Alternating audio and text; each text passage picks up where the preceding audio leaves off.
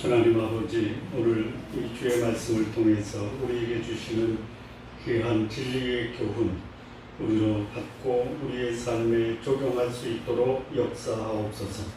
예수님의 이름으로 기도합니다. 아멘. 오늘 이 본문의 말씀을 보면 마음이 편치가 않습니다.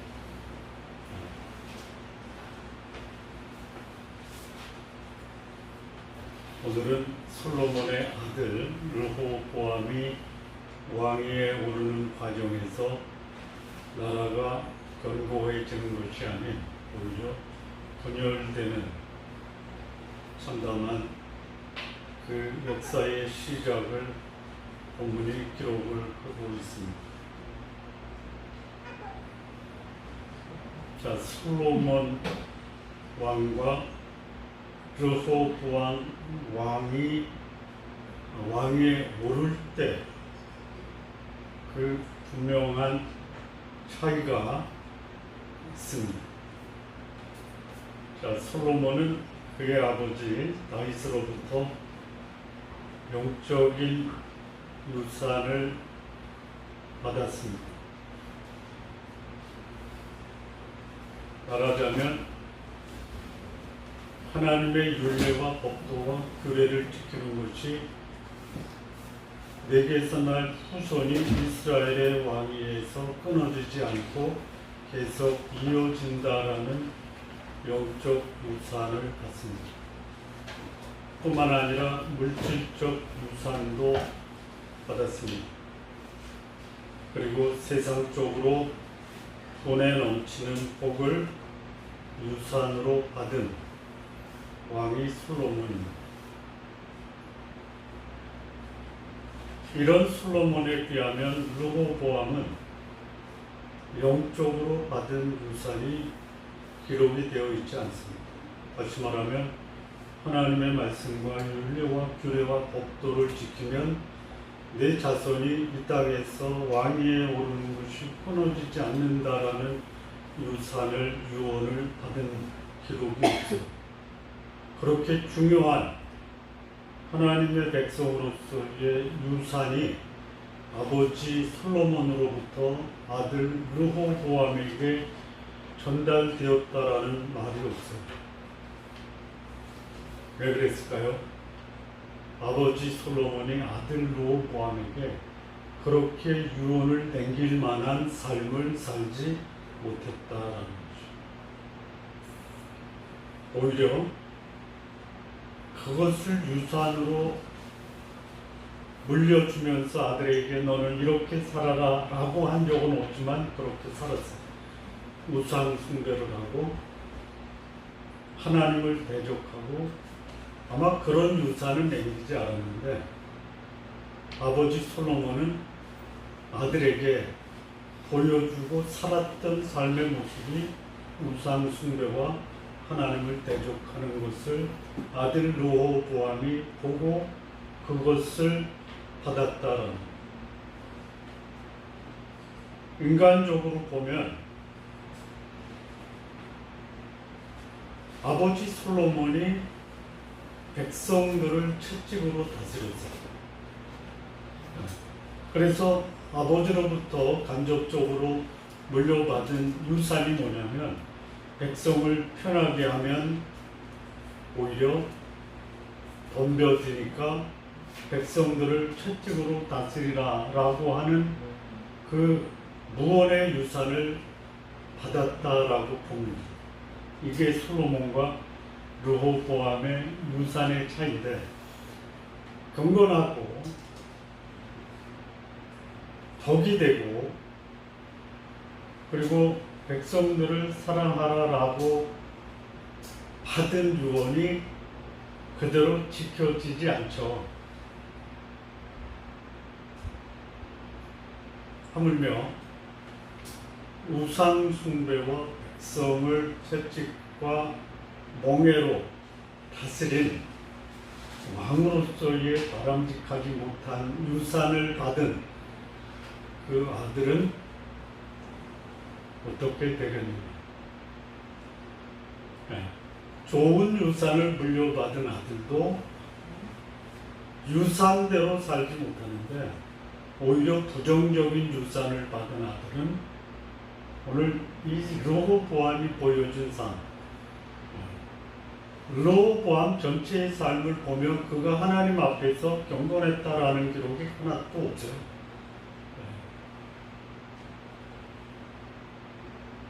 우리 성도님들 자녀들에게 좋은 유산을 남겨주시기 바랍니다.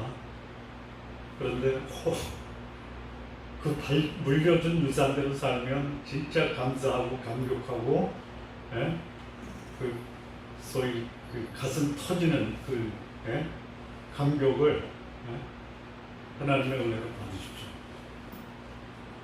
혹 경건한 유산, 넉넉한 물질,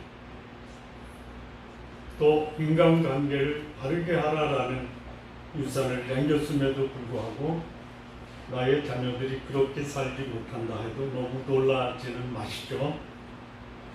놀라실 겁니까?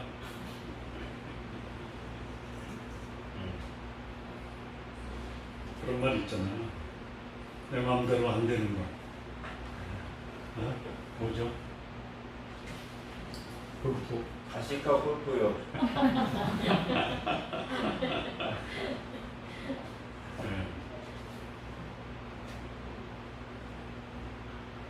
솔로몬 아들 르호보암에게 왕위를 물려준 다음에 이 르호보암이 솔로몬의 신하였던 나이든 노인들에게 내가 어떻게 이 백성을 다스려야 되느냐라고 질문을 합니다.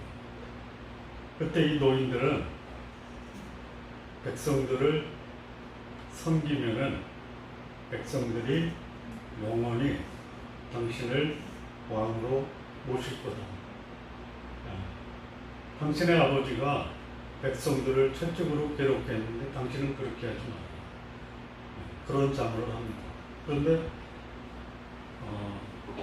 그 말을 듣고 어떻게 하냐면 버렸다. 그래서 그 젊은이들 또는 어린 소년들, 여기서 이제 소년이라고 했고 젊은이라고 했을 때, 또 어린 소년이라고 했을 때, 그게 다 똑같은 단어예요. 진짜 어린아이, 10대 이하의 아이들이 됐어요. 르호보암이 10대 이하의 아이들에게 물어봤겠어요. 그걸 뭐라냐면 자기와 함께 자라난 어린 소년이 있어요. 르호보암이 왕위에 오를 때 나이가 41살이에요.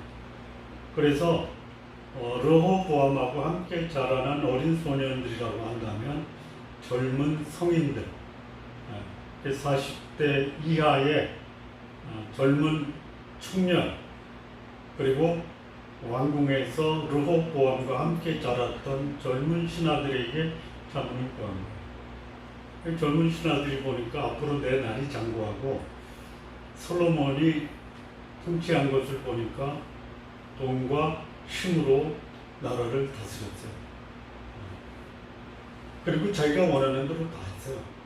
만약에 자기가 원하는 것을 다 하는데 백성들이 반대하면 귀찮잖아요. 그래서 당신 아버지는 채찍으로 징계를 하고 징치를 했지만 당신은 전갈로 징치하라.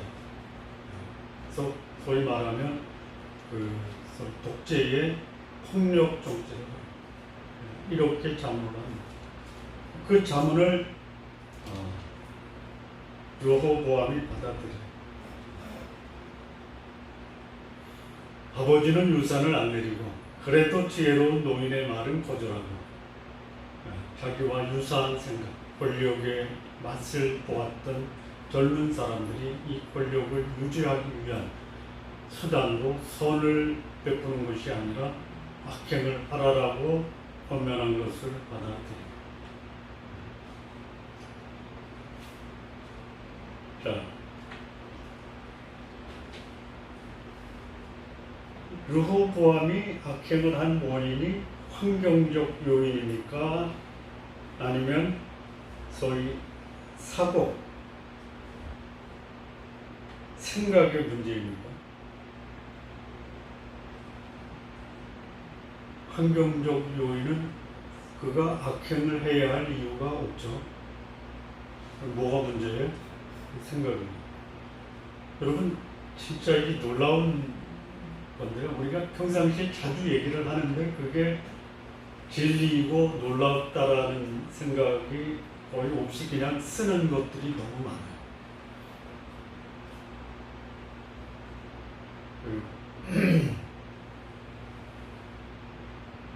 오늘 포준행 집사님이 대표 기도했잖아요. 그 대표 기도가 얼마나 수준 높고 영적이고 경건한지 잘 아시죠?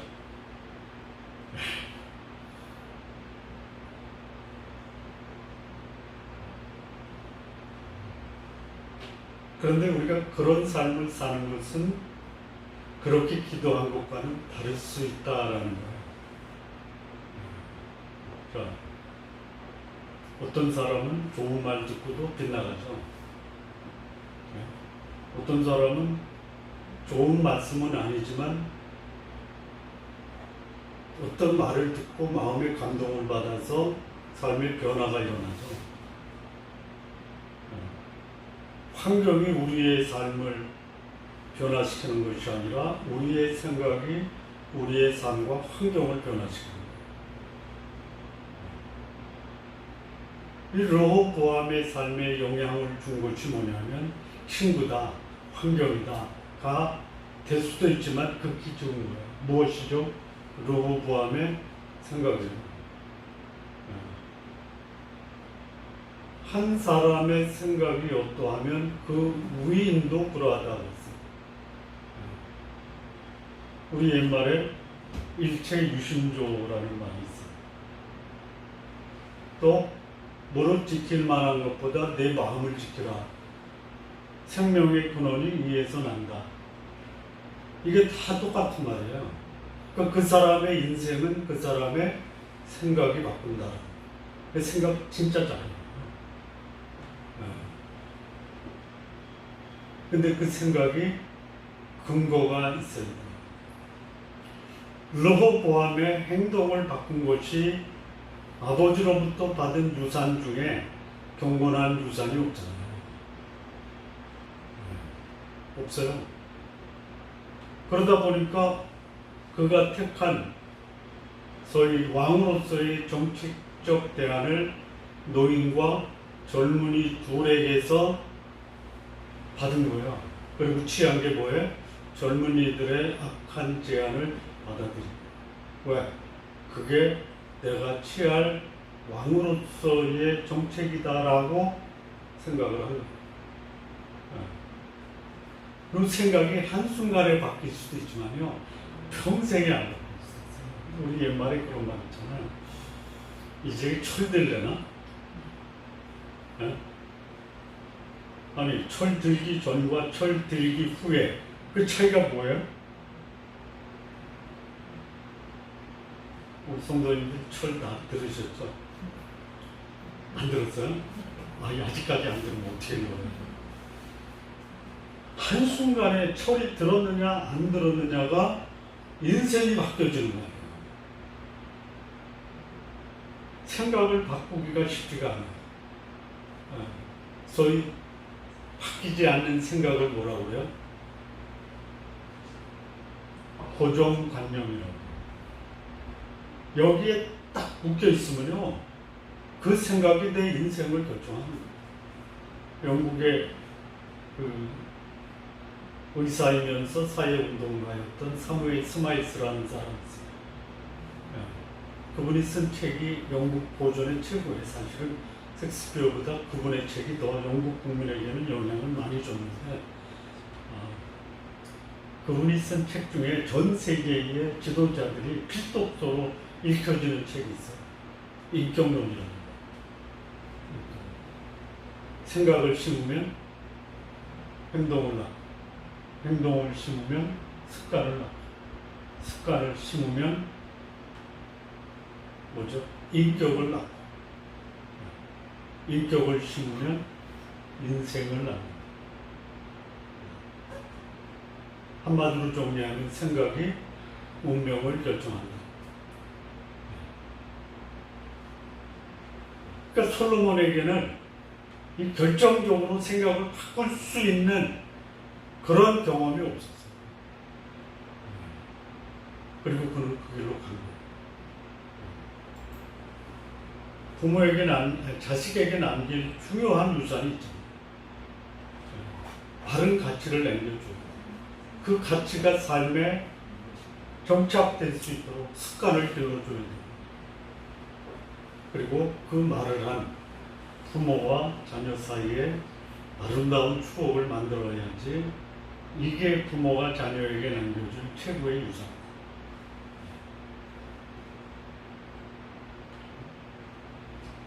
그런 유산을 남겨줄 수 있다면 참 좋은데, 제가 돌이켜보니까 좋은 가치도 좀 남겨주려고 했고 좋은 습관도 들여주려고 했는데, 그 남겨주려고 했던 저의 시도가 우리 아들들에게는 아름답지 못했던 것.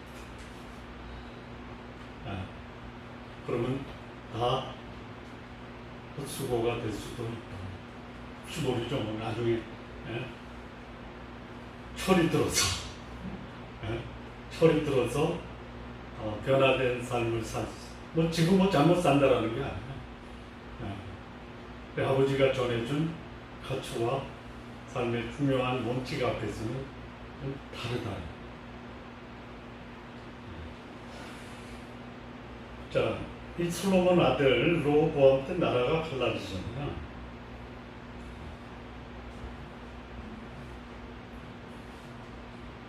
임금이 부모로부터 받은 가장 중요한 그야말로 가시적인 유산이 나라다라고 하면 그보다 더 큰 유산이 없습니다. 그런데 역사 속에서 나라들이 세워졌다, 망했다. 한 나라의 흥망성패를 좌우하는 게 뭐예요?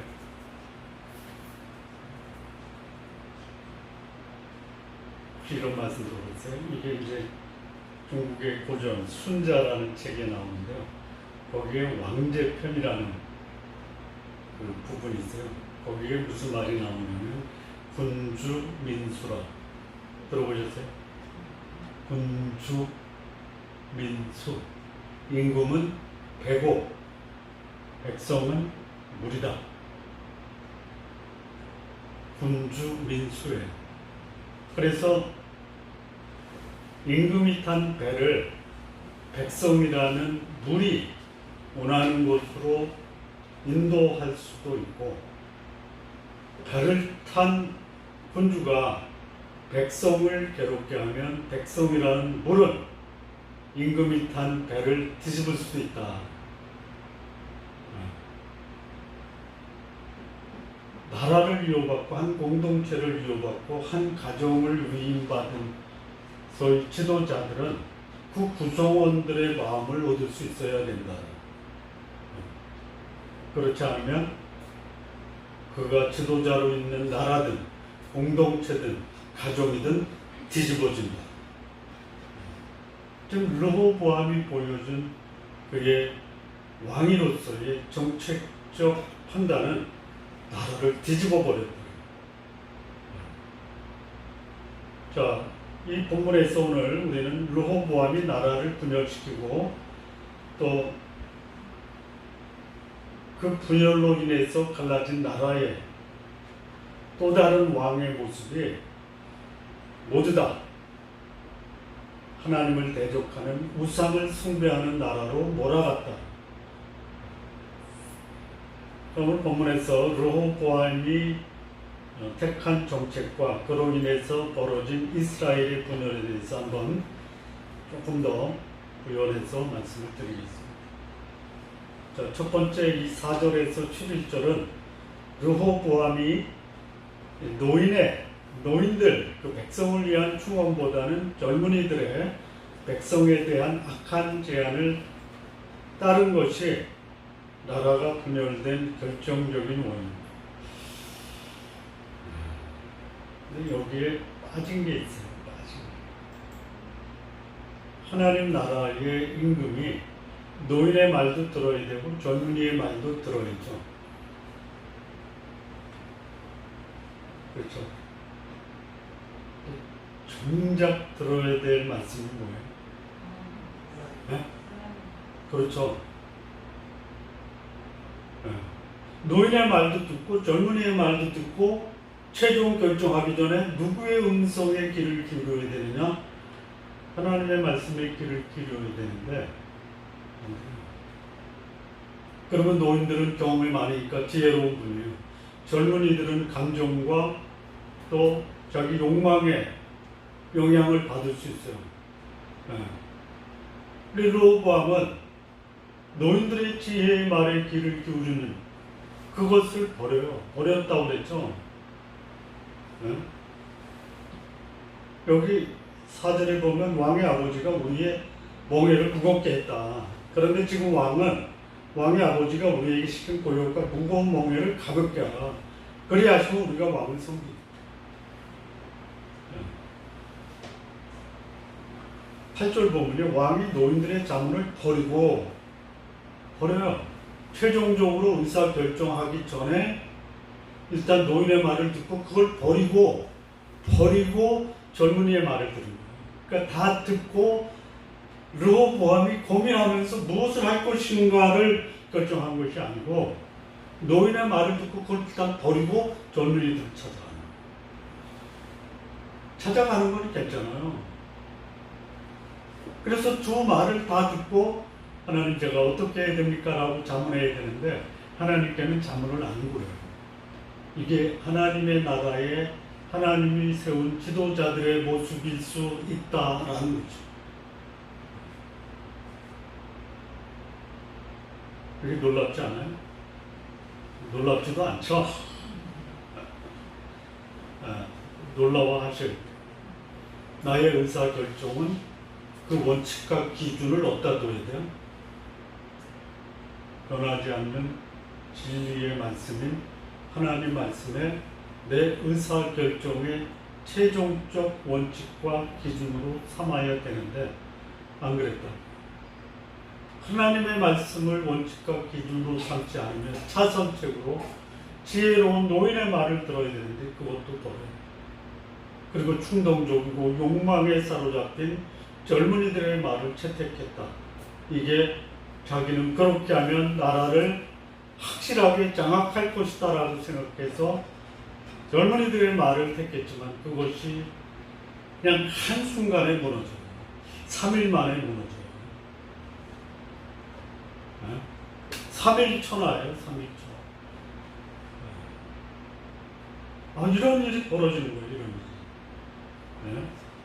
한 나라의 부흥과 강국의 비결이 뭐냐?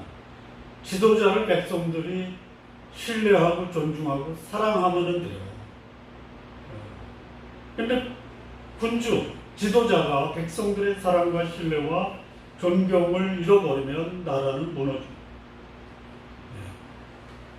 그 지도자가 나라를 안정시키는 최고의 복이 뭐냐? 지혜로운 백성들의 신뢰와 백성들의 존경을 확보할 수 있는 정책을 펼 수 있는 참모를 두는 거예요. 우리 성도님들 저에게 싫은 소리, 좋은 소리 다 해주십시오. 근데 그 말이 하나님의 말씀에 근거해서 하십시오. 저한테 가시돋친 말을 하는 분들이 있어요. 감사해요. 왜? 그게 맞는 말이니까. 해주십시오. 네? 듣기 좋은 소리만 하면요. 제가 꼭 그런지를 알 수 있어요. 그러지 않은데도 불구하고.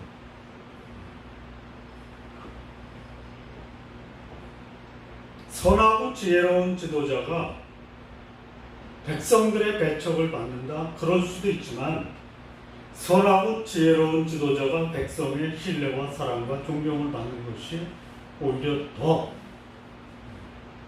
그거는 자연스러운 거죠.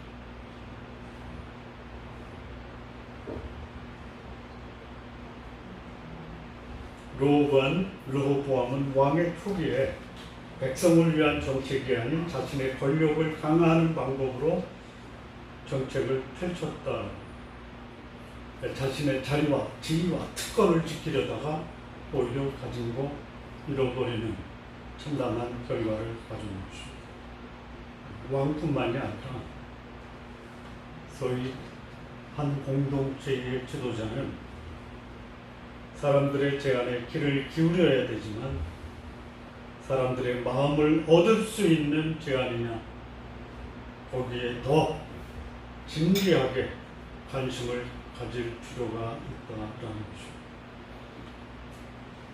자, 두 번째는 이제 여기 유다 지파 외에는 다른 지파들이 르호보암에게서 돌았습니다. 사실 한 지파가 더 있어요. 여기 본문에는 유다 지파라고만 하지만 베냐민 지파가 르호보암을 따릅니다. 그래서 나중에 르호보암이 북쪽 이스라엘의 여로보암과 전쟁을 벌이려고 할 때 유다 지파와 베냐민 지파에서 모은 군대 수가 18만이에요. 그래서 베냐민 지파는 유다 지파를 따라요. 지리적으로 봐도 유다 지파와 경계선에 있는 지파가 베냐민 지파와 에브라임 지파예요. 근데 이 여로보암은 에브라임 지파예요. 거의 같은 쪽이에요. 자, 르호보암이라는 이름의 뜻이 뭔지 아십니까?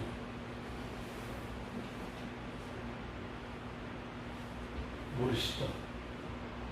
거기까지 생각을 못 해보셨죠? 자, 르호보암, 여로보암. 여로보암의 뜻은 뭡니까?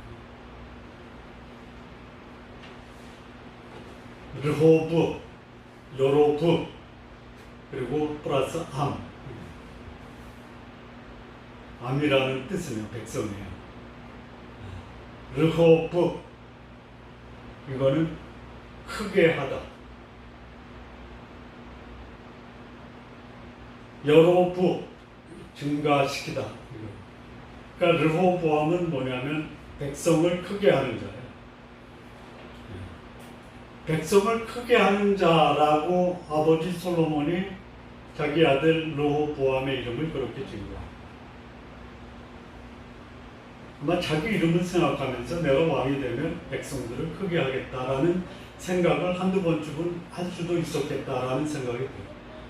결과적으로 르호보암은 백성을 크게 했으니까 백성을 괴롭게 했습니다. 괴롭게 했어요.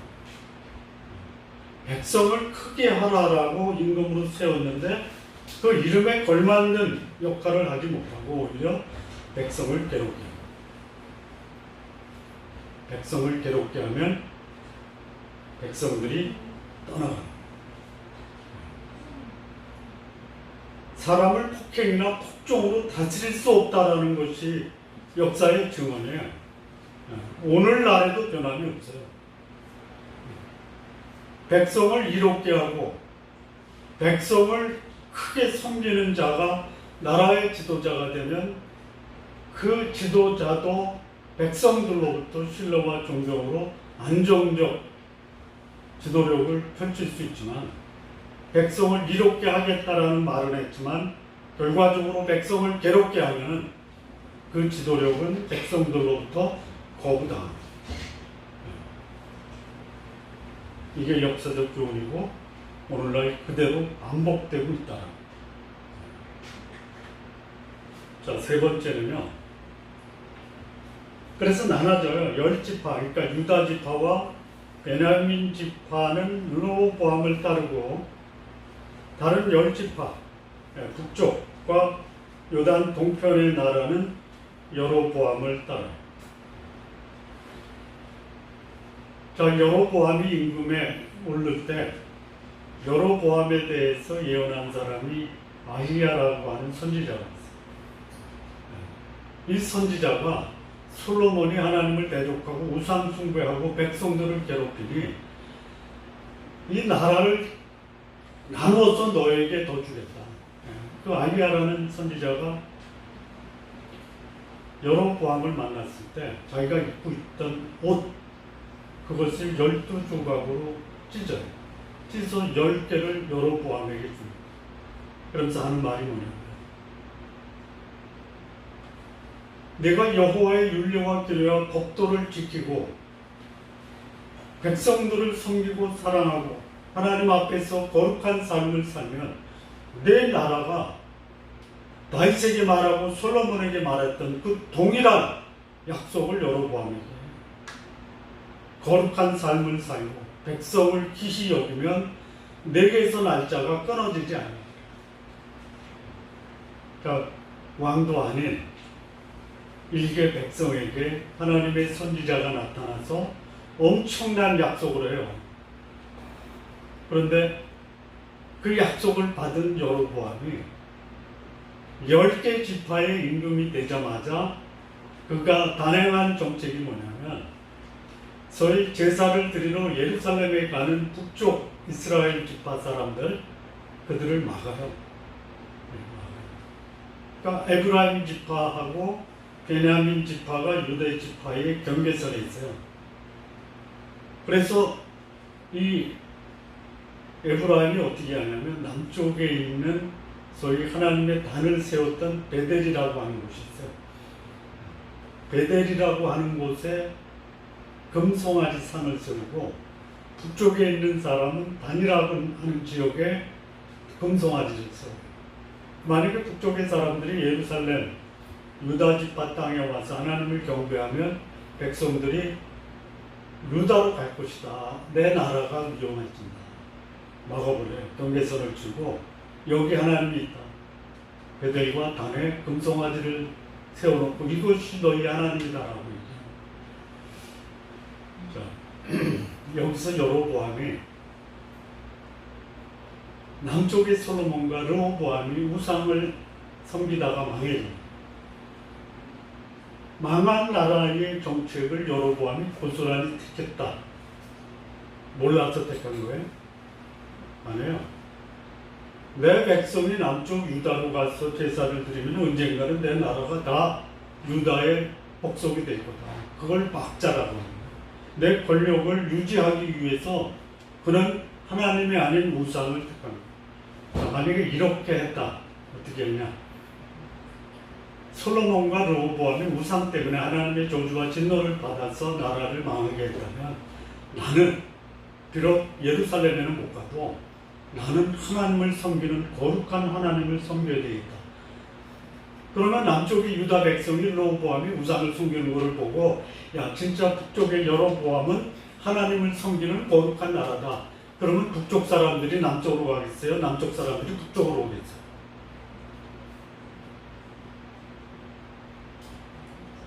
그렇게 못한 거예요.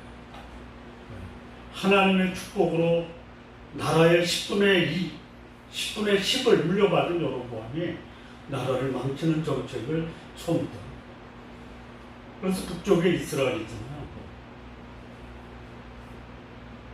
782년에 망하거든요. 아니요? 네? 722년에 722년이라고 합니다.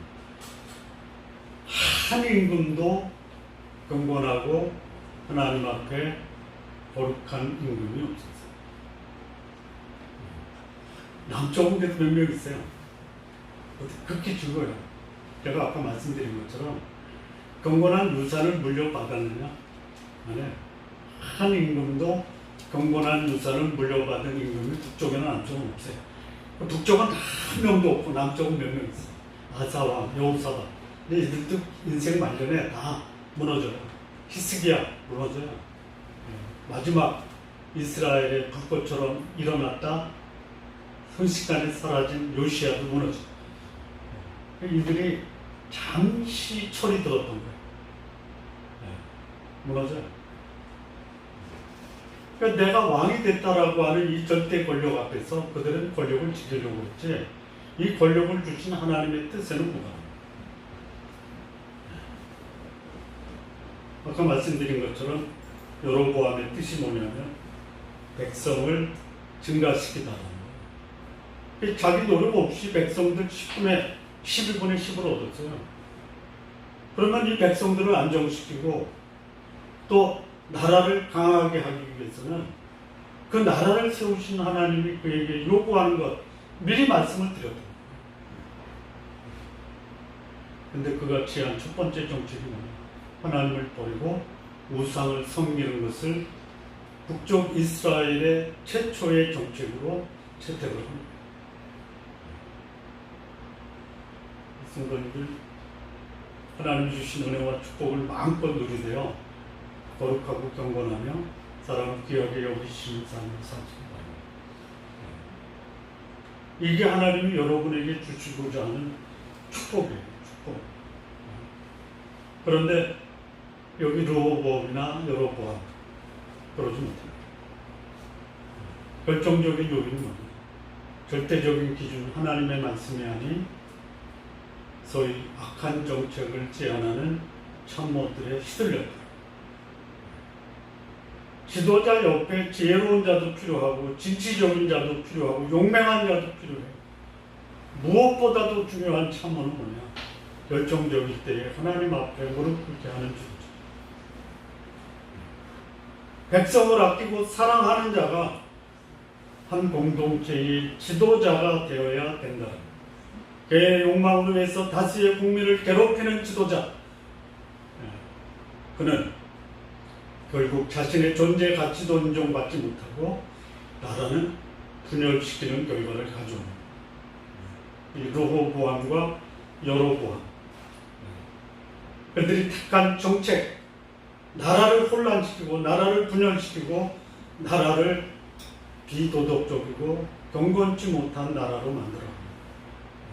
하나님 나라의 특징이 뭐냐? 거룩함과 사랑입니다.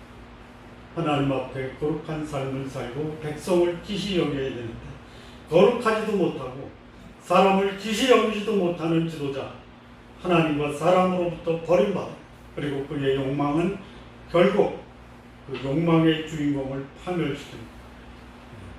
성도님들, 르호보암 그리고 여로보암 이런 지도자가 우리의 지도자가 되지 않도록 기도하시기 바랍니다. 그리고 나 역시 하나님 앞에서 거룩하며 나와 함께한 사람을 기시 여기는 그런 하나님 뜻에 합당한 삶 사시는 하나님의 백성으로 가정의 생업에 크신 하나님의 축복이 충만하기를 진심으로 기원합니다. 기도하시겠습니다. 하나님 아버지 감사합니다.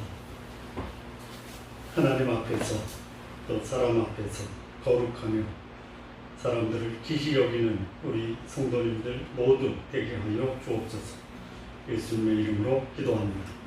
아멘.